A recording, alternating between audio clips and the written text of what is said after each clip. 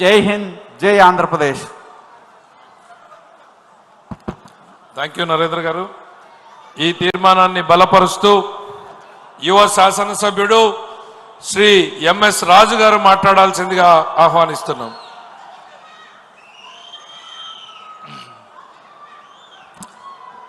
సభకు నమస్కారం. ఆంధ్రప్రదేశ్ ఆత్మగౌరవ ప్రతీక, ఆంధ్రప్రదేశ్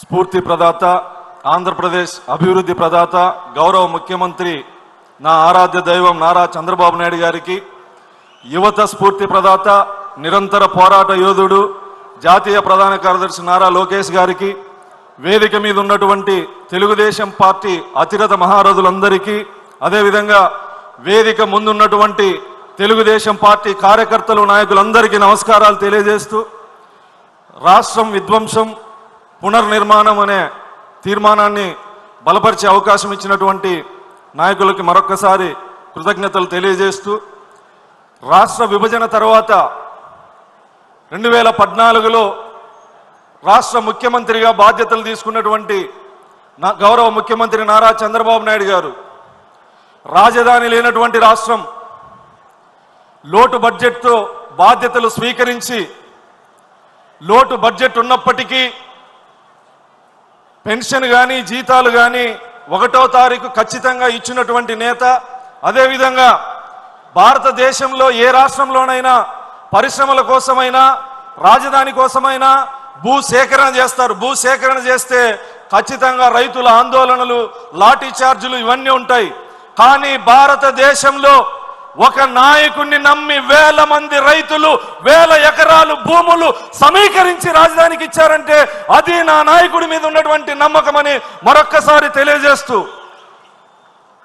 పోలవరం ఆగిపోయినటువంటి పోలవరాన్ని ముందుకు తీసుకెళ్లి ఎలక్షన్లో అప్పుడు చెప్పకపోయినా పట్టుసీమను నిర్మించి 1000 ఎకరాలకి సాగునీరిచ్చినటువంటి నాయకుడు నారా చంద్రబాబు నాయుడు గారు. లోటు బడ్జెట్తో రాష్ట్రంలో బాధ్యతలు తీసుకొని ఒక గాడిలో పెడితే ఒక్క ఛాన్స్ పేరు మీద వచ్చినటువంటి దుర్మార్గుడు జగన్మోహన్ రెడ్డి, అమరావతి రాజధానిని సర్వనాశనం చేసినటువంటి దుర్మార్గుడు. ఇక్కడ ఇతిహాసాల్లో అయినా పురాణాల్లో అయినా రాజధాని నిర్మాణం చరిత్రకారులకి, యుగ పురుషులకే సాధ్యం. చరిత్రకారుడు చంద్రబాబు నాయుడు గారు కాబట్టి, యుగ పురుషుడు చంద్రబాబు నాయుడు గారు కాబట్టి రాజధాని నిర్మాణం ఆయనకు అవకాశం వచ్చింది. రాక్షస మనస్తత్వం కలిగినటువంటి జగన్మోహన్ రెడ్డి ఆ చరిత్రని తిరగరాయాలని చెప్పేసి విధ్వంసం చేశాడు. మళ్ళీ ఆ భగవంతుడు నారా చంద్రబాబు నాయుడు గారికి అవకాశం ఇచ్చింది.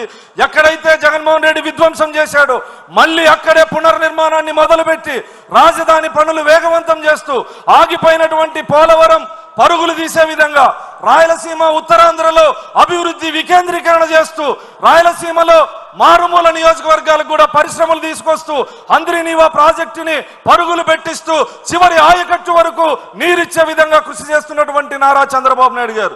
మీరు 19లో విధ్వంసాన్ని చూశారు.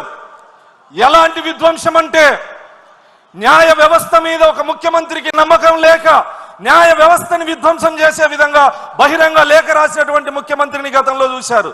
శాసనసభలో ఉండి శాసన మండలి వ్యవస్థ మీద నమ్మకం లేక శాసన వ్యవస్థని రద్దు చేస్తానన్నటువంటి దుర్మార్గుడు. అదేవిధంగా జీవో నెంబర్ 1 తెచ్చి పాత్రికేయ స్వేచ్ఛని కూడా హరించినటువంటి దుర్మార్గుడు. అంటే ఏ వ్యవస్థని వదిలిపెట్టకుండా అన్ని వ్యవస్థల్ని నిర్మూలంగా శాశ్వతంగా నాశనం చేసినటువంటి దుర్మార్గుడు.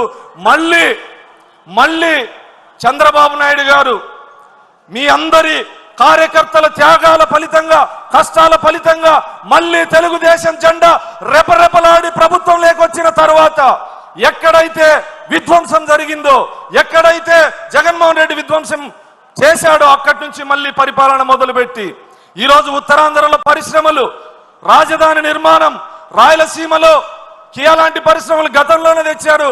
మారుమూల నియోజకవర్గం కర్ణాటక బార్డర్ లో ఉన్నటువంటి మడకశిర నియోజకవర్గానికి కూడా డిఫెన్స్ ఫ్యాక్టరీలు తీసుకొస్తున్నటువంటి చరిత్ర కలిగినటువంటి నాయకుడు గౌరవ ముఖ్యమంత్రి చంద్రబాబు నాయుడు గారు. అదేవిధంగా ఈరోజు గతంలో విద్యుత్ రంగాన్ని నిర్వీర్యం చేశారు. మళ్ళీ గౌరవ ముఖ్యమంత్రి చంద్రబాబు నాయుడు గారి ఆధ్వర్యంలో విద్యుత్ శాఖలో కూడా విప్లవం రాబోతోంది. ఆంధ్రప్రదేశ్ మొత్తం సౌర విద్యుత్తో రాబోతా ఉంది. సోలార్ ప్రాజెక్టులు రాబోతా ఉన్నాయి. మా ఒక్క నియోజకవర్గానికే దాదాపు 15,000 కోట్ల రూపాయలతో 4,000 మెగావాట్ల సోలార్ విద్యుత్ శాంక్షన్ చేసినటువంటి చరిత్ర. అంటే ప్రతి నియోజకవర్గంలోనూ అభివృద్ధి సంక్షేమం రెండు కళ్ళుగా భావించి విధ్వంసం ఎంత స్థాయిలో జరిగిందంటే గతంలో ఎస్సీ ఎస్టీ బీసీ మైనారిటీ కాపు కార్పొరేషన్ని పూర్తిగా నిర్వీర్యం చేసి ₹1 రుణం ఇవ్వనటువంటి జగన్మోహన్ రెడ్డి పరిపాలన.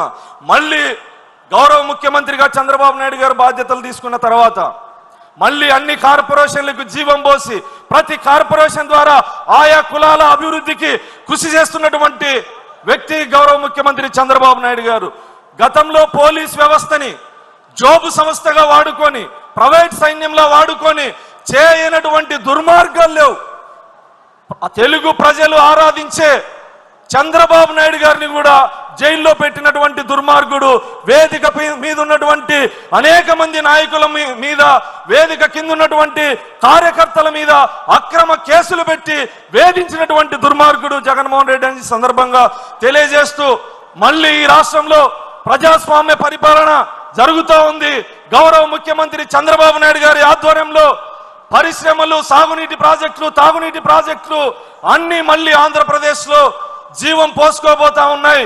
ఖచ్చితంగా శత్రువులు సైతం గౌరవ ముఖ్యమంత్రి గారి గురించి మాట్లాడాల్సి వస్తే క్రీస్తు పూర్వం క్రీస్తు శకం లాగా అభివృద్ధిని తెలుగు రాష్ట్రాల్లో మాట్లాడుకోవాల్సి వస్తే చంద్రబాబు నాయుడు గారికి ముందు, చంద్రబాబు నాయుడు గారి తర్వాత ఖచ్చితంగా భావితరాలు కూడా మాట్లాడే విధంగా తెలుగు రాష్ట్రాలని అభివృద్ధి చేస్తున్నటువంటి గౌరవ ముఖ్యమంత్రి గారికి ఈ సందర్భంగా కృతజ్ఞతలు తెలియజేస్తూ ఈ తీర్మానాన్ని బలపరిచే అవకాశం ఇచ్చినందుకు కృతజ్ఞతలు తెలియజేస్తూ చివరిగా తెలుగుదేశం